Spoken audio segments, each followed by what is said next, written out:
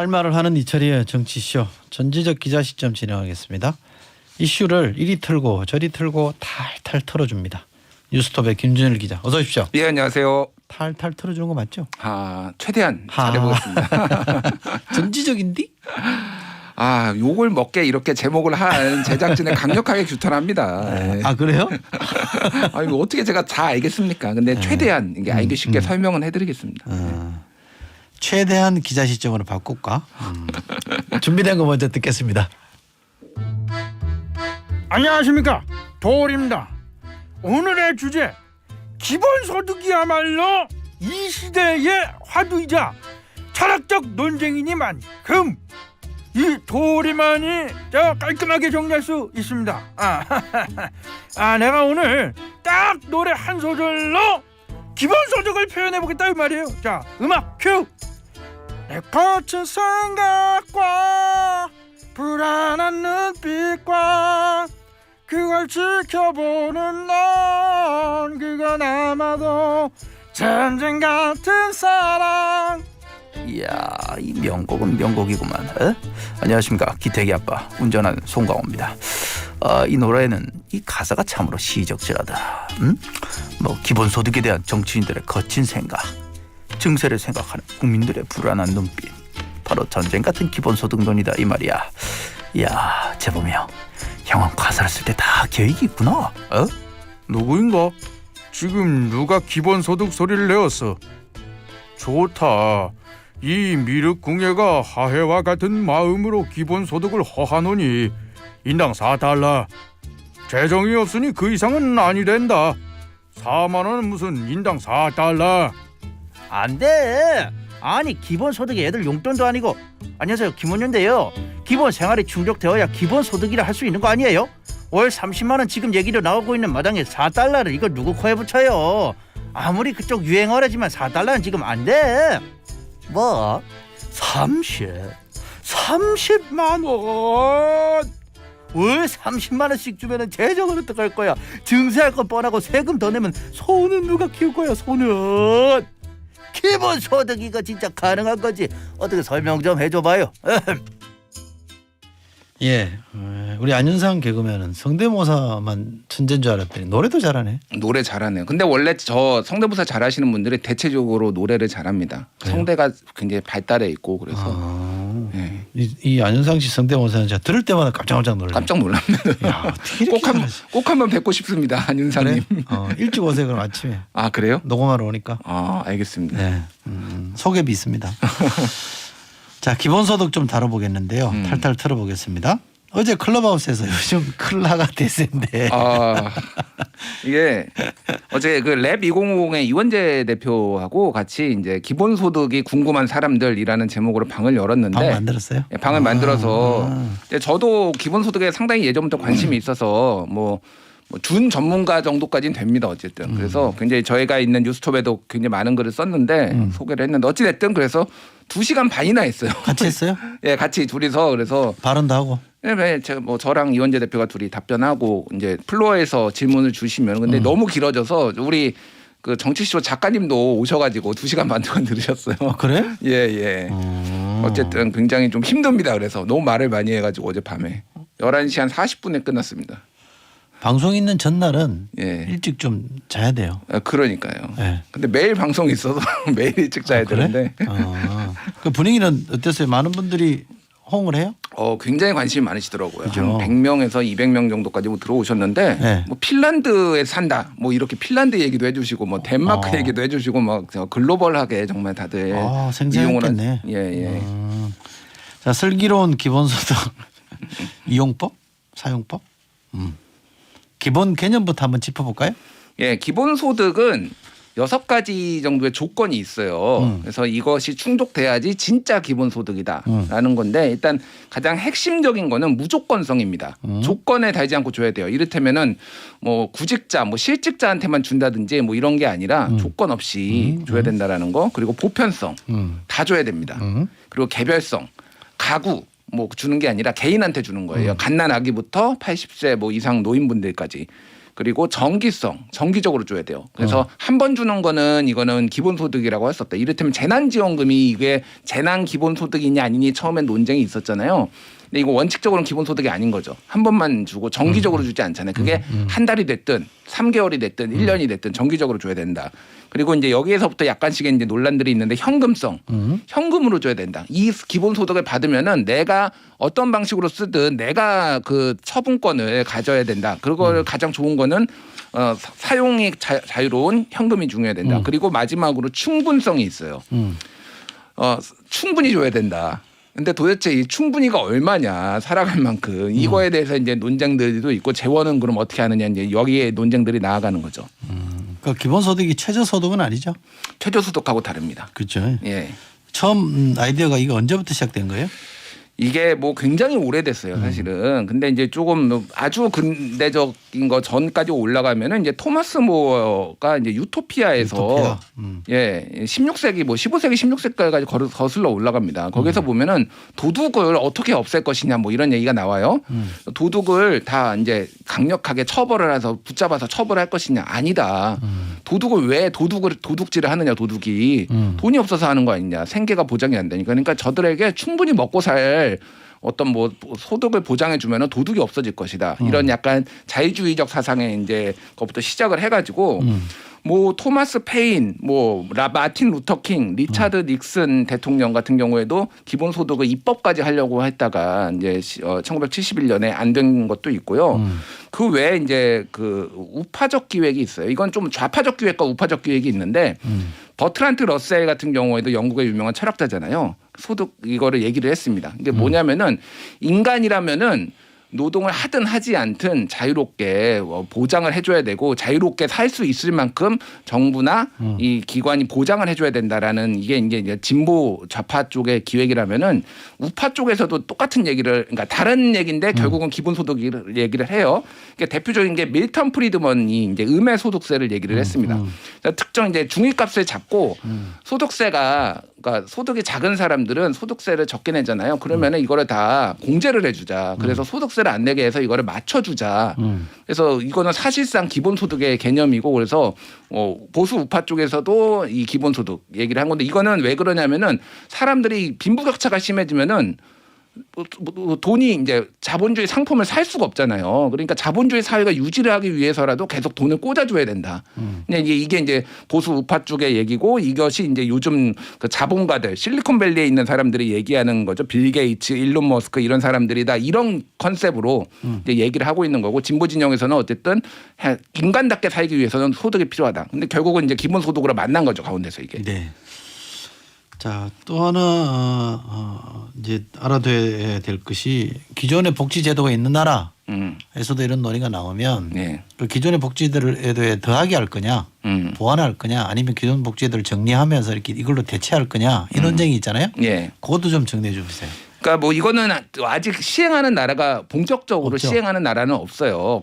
국가 차원에서 시행하는 나라는 없고 실험만 있었고요. 알래스카에서 이제 배당을 이제 하고 있는 거가 있는데 어찌됐든 논쟁이 있습니다. 근데 기본적으로 현금성 수당은 통폐합을 해야 된다. 이를테면 아동수당 같은 경우에는. 근데 그 금액이 기본수당보다 지금 주려는 기본수당보다 더 크면은 이거는 남겨둬야 되고 작으면은 그거는 통폐합을 해가지고 이렇게 그 규모를 만들어야 된다라는 게 기본소득론자들의 보통 얘기예요. 그 외에 이제 나머지 서비스 같은 경우에는 어느 정도 이제 구조조정은 필요한데 기존 복지를 이를테면은 서비스성 복지 같은 거를 다 없애자라는 건 아닙니다. 그러니까 그건 유지를 하고 현금성 뭐 배당은 합치자 이런 컨셉인 거죠. 근데 아까 우파적 기획이라고 하신 쪽은 기존 복지 시스템 정리하고 슬림화하고 최소한 이걸로 다 단일화하자 이런 주장도 하잖아요. 그런 주장도 하고 있죠. 그러니까 그거가 왜냐하면은 이제 정부 작은 정부를 계속 우파 쪽에서는 주장을 하잖아요. 그래서 너무 이제 뭐 국가가 복지국가로 가면서 공무원들이 너무 쓸데없이 많고 이거 다 하느니 차라리 그냥 돈을 나눠주자. 그럼 이 공무원들 다 정리할 수 있지 않느냐. 작은 정부 효율 그걸로 또 재원도 마련하자. 이게 이제 우파 쪽의 이제 생각인 거죠. 네. 다시 우리나라로 돌아와서 기본소득을 가장 확실하게 주장하시는 분이 이재명 경기지사 또 보수 쪽에 보면 김세현 전 의원 이런 분이죠. 김세현 전 의원은 어저께 또 그 기본소득 관련해서 우파 쪽 그러니까 그거를 이제 처음으로 본격적으로 발표를 했어요. 그래서 어쨌든 이재명 지사 같은 경우에는 월 8만 원 모델 이게 연 100만 원이라고 생각하시면 되고요. 시작을 이렇게 하자는 시작을 거죠. 그렇게 하자. 그러니까 이게 뭐 계산법이 있어요. 어쨌든 김세현 의원 같은 경우에는 월 30만 원 지급을 하자라는 거예요. 그래서 월 8만 원, 그러니까 연 100만 원을 주려면은 대충 50조 정도 듭니다. 왜냐하면은 인구수 5천만 명 곱하기 100만 원 하면 그러니까 딱 나오는 거예요. 그러니까 얼마가 필요한지. 그럼 25조 원 같은 경우에는 지금 구조조정, 세출 구조조정을 통해서 할 수 있고 나머지는 다른 뭐 세금을 만들든지 증세를 하든지 뭐 이렇게 하자라는 거고 김세현 의원 같은 경우에는 좀 장기 플랜이긴 합니다. 더 금액이 커요. 근데 어쨌든 기본적으로는 이것들을 아까 전에 말씀드렸듯이 공무원 숫자 줄이자. 그 외에 기본적으로 구조조정하자라는 거예요. 그래서 재원을 마련하자라는 이제 그런 플랜을 가지고 있는 거죠. 이제 항상 이런 아이디어가 나오면 부딪히는 문제 재정. 돈이 어디 있노? 이건 어떻게 얘기들 해요? 그래서 이제 예전에 이제 랩 2050이라고 민간 연구소 그 아까 전에 말씀하신 이원재 랩 2050 이원재 대표가 있는데 여기에서 이제 2년 전에 이거 시뮬레이션을 했습니다. 그래서 월 30만 원 한, 월 40만 원 한, 35만 원, 45만 원, 뭐 60만 원 한까지 나와 있어요. 사실은 굉장히 많은 지금 기본소득당은 월 60만 원 정도 주자고 합니다. 그리고 뭐 이재명 지사는 월 4만 원에서 월 8만 원 정도 얘기를 하는데 여기 이 안에 굉장히 많이 기초를 하고 있어요. 그래서 지금 소득세나 이런 것들을 비과세가 굉장히 많습니다. 국민의 절반이 세금을 안 내고 있잖아요. 그렇죠. 소득세를. 네. 그거를 다 정리를 하자. 신용카드 공제 이런 거 다 없애자. 왜냐하면 이게 부자들한테 소득이 많은 사람한테 더 유리한 제도다. 그래서 이제 그런 것들을 없애가지고 만드는 게 뭐 56조 원. 그리고 기본 소득에 대해서도 과세를 합니다. 이게 뭐 15조 원 이런 식으로 그래서 뭐 일부 복지 정책 축소가 이제 아동수당. 그리고 노령연금 이런 것들은 통폐합을 하자. 현금으로 주는 건 이런 것들이 뭐 31조 원 이런 식으로 해가지고 이제 만드는 안을 만들어 놨어요 지금. 그래서 그게 이제 얼마나 현실성이 있는지는 모르겠으나 그렇게 하자라는 거고 이제 60만 원 월 60만 원까지 가면은 이걸로는 안 돼요.